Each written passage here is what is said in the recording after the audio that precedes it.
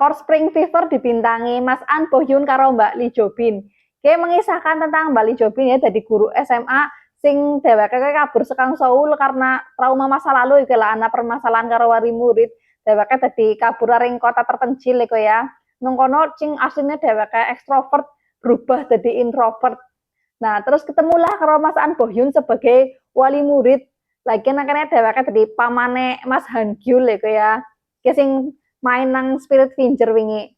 Ya sing gawe lucu kan nakane Mas An Bohyun ceritane dadi pria kekar iku ya berotot sing junjung apa bae kuat, junjung wit, junjung apa mobil, junjung apa bae lah. Pokoknya karakter iki nakane diwedeni lah. Bahkan semua guru-guru nang sekolah kuwi harus wedine ora patut karo kayak Mas Sun Jae Kyu. Termasuk si bu guru cantik ini kan wedine pola sini awal-awalnya wedi banget jebule semakin dekat semakin cedak guys bertumbuhlah benih-benih cinta lah pokoknya ceritanya ringan lucu tapi ya anak ketrigger-trigger masa lalunya si bu guru ya